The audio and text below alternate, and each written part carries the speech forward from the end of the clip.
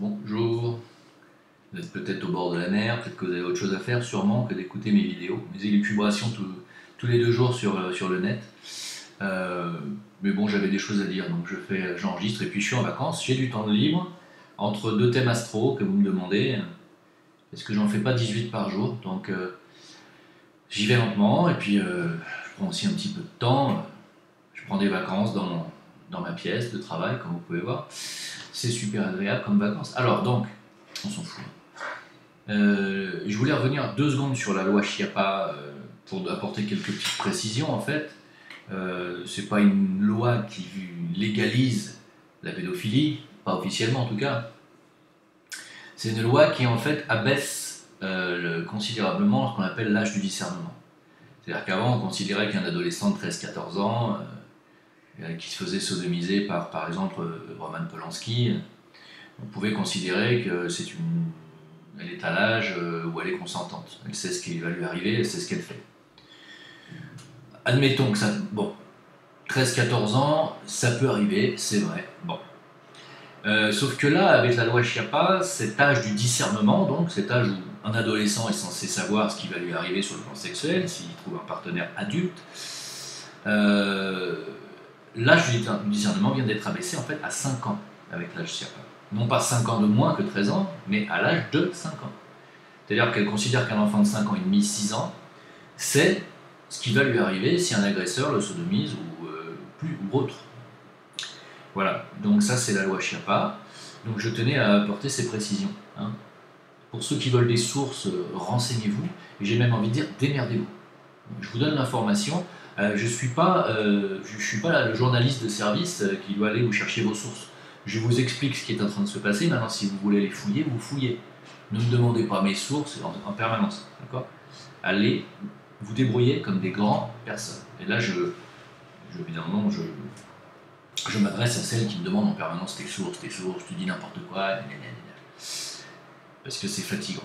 La suite, donc, il y a Buzyn qui est en train de faire tout ce qu'il faut, en fait, à l'ordre du lobby pharmaceutique, bien sûr, pour faire interdire l'homéopathie en France, donc ils vont les dérembourser. Je ne savais pas que l'homéopathie était remboursée en France, mais elle l'était dans une certaine mesure. C'est fini. Hein. À la rentrée, on ne pourra plus être remboursé sur l'homéopathie. Et puis petit à petit, on va supprimer l'homéopathie de la France, on va la rendre interdite. Hein. Donc les docteurs, les médecins homéopathes, désolé pour vous, il va falloir vous tirer de ce pays, vous aussi. Parce que je ne vois pas ce que vous pourrez faire d'autre. Et à la longue, bien entendu, le but est aussi de supprimer et d'interdire les huiles essentielles. Hein. Voilà. Donc c'est-à-dire toute médecine alternative qui fonctionne en réalité. Voilà. Donc je tenais à le dire. Je tenais à dire aussi que la différence entre l'homéopathie, les huiles essentielles, les médecines alternatives et la médecine chimique, c'est que la médecine chimique ne sert qu'à faire taire la maladie, à faire taire les symptômes. Hein. Quand vous avez de la fièvre, vous prenez un Doliprane, prenez un aspirine.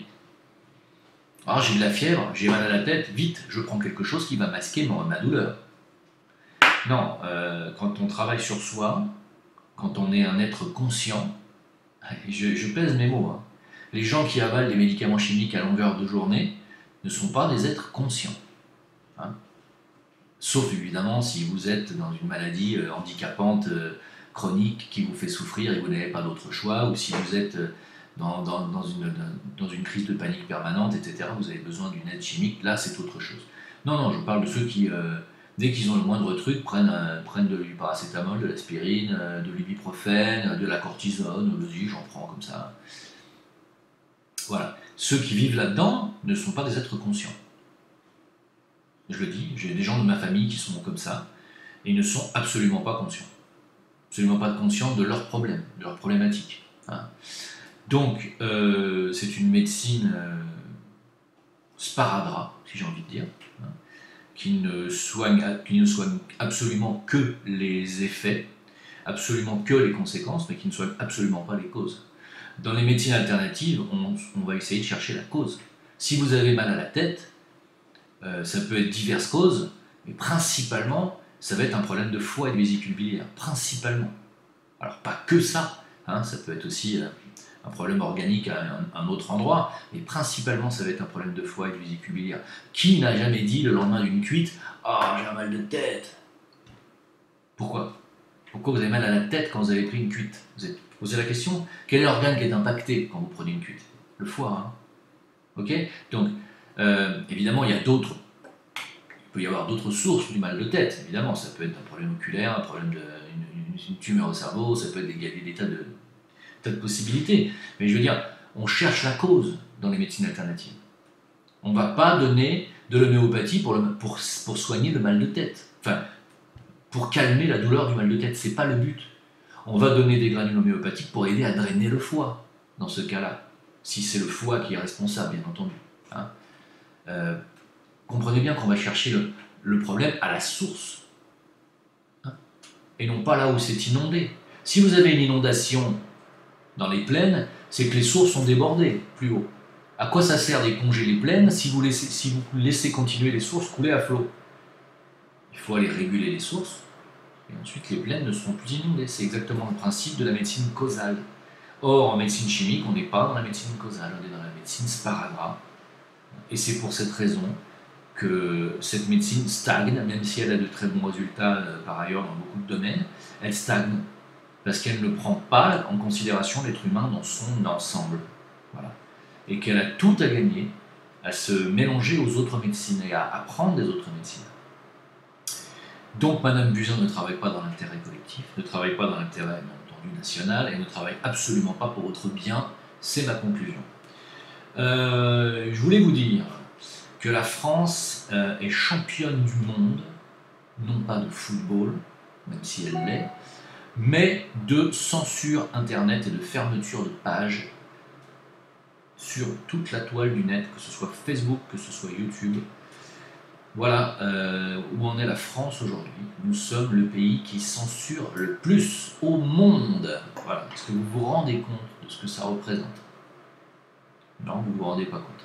Pas de soucis, pas de problème, tout va bien, on est en vacances, tout va très bien, il y a une liberté parfaite dans ce pays. Pendant ce temps-là, ils font la chasse à Dieudonné. Je reviens sur Diodo, hein, que je soutiendrai toujours, je l'ai toujours dit. Voilà. Même si là, il a récemment défendu les deux rappeurs qui ont dévasté l'aéroport d'Orly, là. Il les a défendus, je ne suis pas d'accord avec lui. Hein. Je ne suis absolument pas d'accord. Pour moi, leur place est en prison. Hein. Eux et leur garde du corps. Hein. Ils se croient où, là? Ils croient qu'on peut dévaster comme ça des aéroports devant des gosses, des femmes, se mettre faire une bagarre générale juste comme ça, parce que ces deux rappeurs qui ne sont pas d'accord, mais ça ne va pas à la tête. Non, c'est prison. Et puis prison pour tout l'été. Car comme ça les évitera de nous emmerder. Et je ne suis pas d'accord avec Diodo. Mais par contre, je suis absolument pas d'accord pour qu'on lui fasse la chasse et qu'on l'empêche de jouer partout où il joue. Là, il y a la une de journaux qui disent Dieudonné a joué dans telle ville illégalement. Depuis quand un artiste joue illégalement? Un artiste, il a le droit de jouer. On est en France ou on n'est pas en France? On est Charlie ou on n'est pas Charlie? La réponse, bien entendu, est non. Pas tout le monde. Non.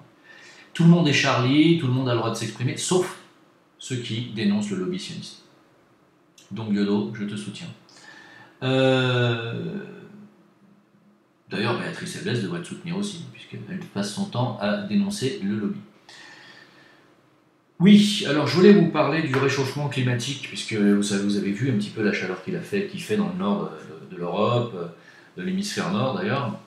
Et il fait très chaud chez vous, de manière anormale. Pendant ce temps-là, chez nous, ici, il fait une température plutôt plus fraîche que d'habitude.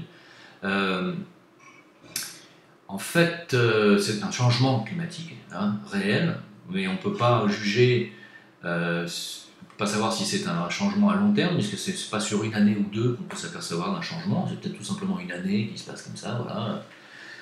On n'a pas assez de recul pour savoir. Par contre, une chose est certaine, c'est qu'il n'y a plus de réchauffement climatique.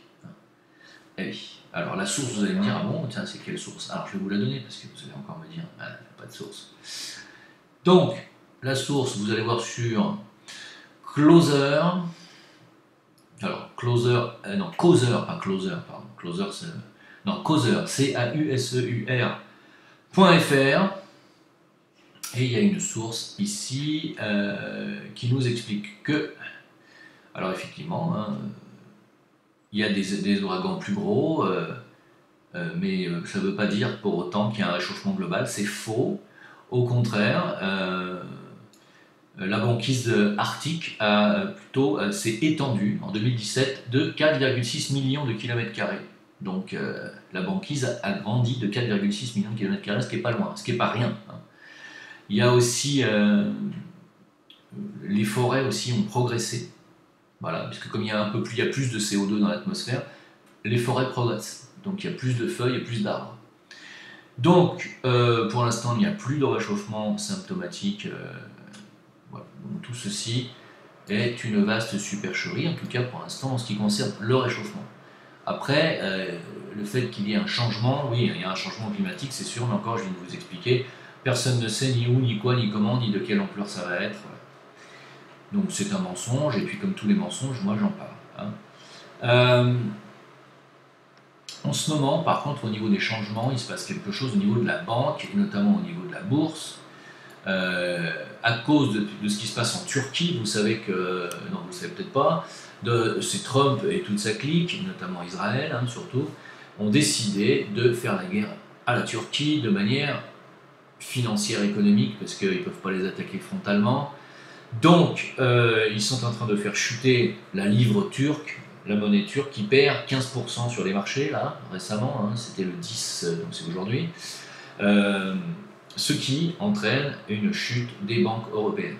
Voilà, une grosse chute des banques européennes. Là, Alors, est-ce que tout ceci fait partie de l'écroulement global qu'on attend?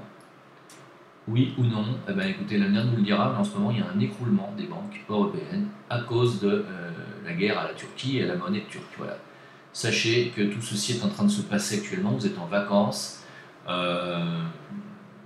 Dieu sait ce qui va se passer à la rentrée. On verra bien, de toute façon, comme je vous l'ai dit, moi, je ne serais absolument pas surpris que demain matin, j'apprenne qu'il n'y a plus rien, que tout s'est écroulé, qu'il n'y a plus d'argent dans les banques. Je m'y attends. Hein. D'ailleurs, je pense qu'il n'y a qu'à ce moment-là que les gens vont se réveiller et qu'il y aura ce chaos, cette guerre civile qui est absolument prévisible. Alors, pour ceux qui me disent « Ouais, mais t'es devenu con, t'es devenu raciste sur ta vidéo sur Adrien », ma vidéo sur Adrien, je l'assume à 2000%. Hein. Il y a eu une marche blanche dans les rues de la ville où ce jeune homme a été tué, il y a eu 1000 personnes dans les rues. 1000 personnes. Combien il y avait de personnes pour le meurtre de la dame de communauté juive? Je ne me rappelle plus. Mais c'était à mon avis bien plus que ça. Bon, alors je ne veux pas faire de communautarisme, ni machin, ni on me dit tu dresses les uns contre les autres. Non, non, non. Non, non. C'est un meurtre raciste. Ok. Je ne vois pas pourquoi il y aurait deux poids, deux mesures. Et puis pour ceux qui me disent c'est pas vrai, les gens issus d'immigration ne sont pas tous. Évidemment qu'ils ne sont pas tous des délinquants, j'ai jamais dit ça. La majorité ne le sont pas, heureusement. Mais parmi ceux qui créent des actes de délinquance, ils sont majoritaires. Et c'est une boucherie. Alors pour ceux qui regardent un petit peu les faits divers, moi j'ai regardé juste un peu. C'est une boucherie, agression de femmes.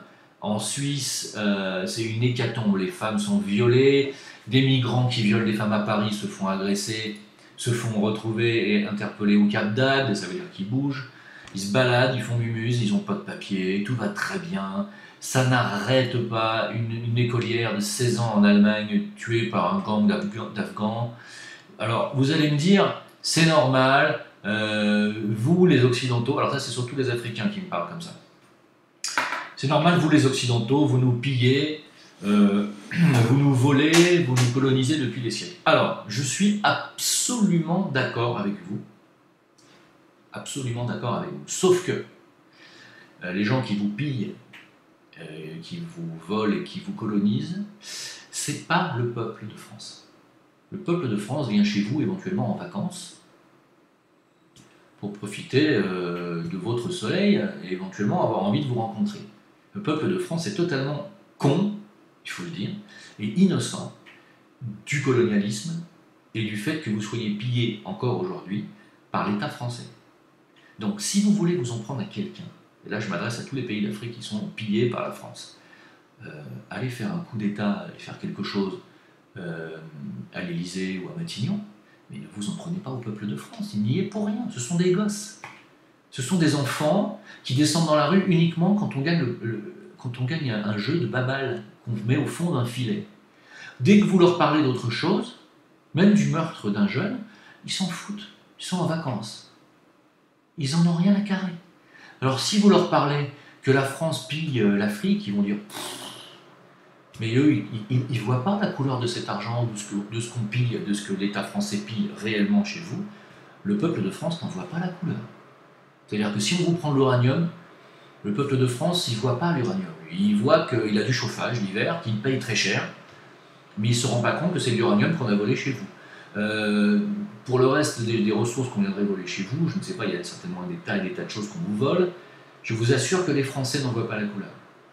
Voilà. Donc, est-ce que c'est une raison de venir en France pour violer des femmes, des gamines, tuer des gosses? Franchement, est-ce que c'est une raison? Voilà, moi je pense, j'appelle à la sagesse un peu chez tout le monde. Je comprends que vous en ayez ras-le-bol du blanc qui vient depuis des siècles, vous colonisez et vous traitez comme des sous-merdes et vous volez ce que vous avez. Je comprends que vous en ayez ras-le-bol, mais il faut bien comprendre que nous, les blancs, on en a ras-le-bol aussi de cette clique qui nous dirige. Alors au lieu de venir chez nous assassiner, peut-être que ce serait bien de s'allier. Je sais pas. Je dis ça comme ça, je dis que vous aussi dans vos pays respectifs, vous avez des gouvernements qui sont corrompus et qui laissent faire le pillage par les États français. Parce que eux, vos dirigeants, sont placés par les Européens et s'en foutent plein les fouilles, à votre insu aussi peut-être. Donc vous avez une élite, vous, qui est pourrie, et nous on a la même. Est-ce que vous êtes responsable de ce que font vos élites? Non. Par contre, vous mettez dans le même sac les politiciens et le peuple. Ne nous mettez pas dans le même sac. Moi je ne mets pas dans le même sac les Américains et les gouvernements américains. Je ne pense pas que la majorité du peuple américain soit d'accord pour aller tuer 1 million de civils en Irak. J'y crois pas. Je ne peux pas croire ça. Si on leur montrait les enfants qu'on a tués en Irak, les femmes et les enfants qu'on a tués et massacrés, je parle de l'armée occidentale, les Américains s'offusqueraient et descendraient dans les rues américaines pour arrêter ce massacre. J'en suis persuadé. Ils l'ont fait pour la guerre du Vietnam, je vous rappelle. On n'est pas au courant de ce que font notre élite. On ne le sait pas. Ne vous en prenez pas à nous. Ne vous en prenez pas au peuple blanc. On n'y est pour rien. Nous, on vient chez vous, on veut vous rencontrer. On vous aime. Il n'y a aucun problème. Voilà. Mais que vous veniez par centaines de mille chez nous pour détruire ce qu'on a, on ne comprend pas. On n'y est pour rien. Vous comprenez? Alors vous allez me dire, mais si, vous êtes pour quelque chose, c'est vous qui les avez mis au pouvoir. Non, c'est pas nous qui les avons mis au pouvoir. Pour Macron, on a voté, il y a 27 ou 26% du corps électoral français qui a voté pour ce mec. 26% du corps électoral français. Il n'a pas été élu par le peuple. Il a été mis en place par un système de banquiers. Prenez-vous-en aux banquiers, comme nous. On devrait s'allier. Et c'est mon message au peuple africain. Voilà. Et donc, pour ceux qui cherchent les faits divers, il y a énormément de méfaits commis en ce moment en Europe, surtout en France, par des personnes issues d'Afrique, d'Afrique du Nord, etc., etc. Énormément. Pour des raisons qui sont celles que je viens d'évoquer. Et d'ailleurs, même la racaille arabo-musulmane française, celle qui a la carte d'identité et le passeport français, hein, et qui déteste les Blancs, hein, vous avez vu que les 2 meurtriers d'Adrien ont été tweetés par un de leurs potes qui leur a dit c'est pas bien ce que vous avez fait, mais haha, mort de rire, soutien les gars. Ils ont été tweetés par un de leurs potes. Le mec il dit mort de rire, c'est pas bien, mais mort de rire, haha, soutien. C'est à Chouma.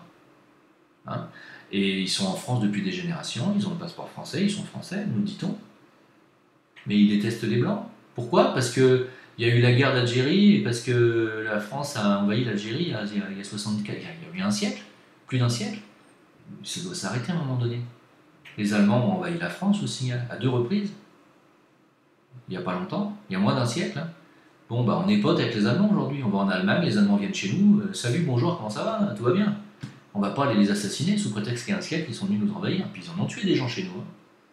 À un moment donné, il faut savoir passer à autre chose. Alors, évidemment, vous allez me dire, oui, mais nous, vous nous pillez toujours, c'est toujours d'actualité. Je suis d'accord. Je ne vais pas me répéter, je viens de dire ce que je pense exactement. Donc, pour terminer cette vidéo, on m'a contacté pour aller voir la vidéo d'un certain Maximus, TV, je sais pas quoi, pour nous expliquer qu'il veut que tous les alerteurs se regroupent et se retrouvent. Je te rappelle que c'est ce que j'ai essayé de faire sur mon Discord, que j'en ai eu 3 qui sont venus, et qu'aujourd'hui il n'y en a plus que 1 ou 2 qui viennent, encore, ils ne viennent plus pratiquement. Donc nous rejoindre, pourquoi faire? On est d'accord de toute façon sur le fond, Donc se rejoindre pour dire on est d'accord, bah, autant le faire chacun, voilà. De toute façon, c'est vrai qu'on est tous des grandes gueules, on est tous des leaders d'opinion, et donc automatiquement, on n'a pas besoin de se regrouper. On sait ce qu'on a à faire chacun de notre côté. Maintenant, le discours qui tient à dire oui, mais il serait temps de vous retrouver, de vous regrouper et de passer à l'acte. Mais tu regrettes, mais moi j'ai la sensation que je suis passé à l'acte il y a déjà plus de 5 ans depuis que je fais mes vidéos. Donc moi je suis actif. En partageant les informations et en vous informant, je suis actif. C'est le travail d'un alerteur, c'est d'alerter, c'est pas d'aller se battre. Hein.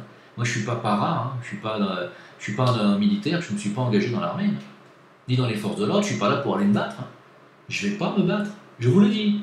J'irai pas sur le terrain aller prendre Matignon ou l'Elysée, j'ai pas envie de me retrouver en tôle.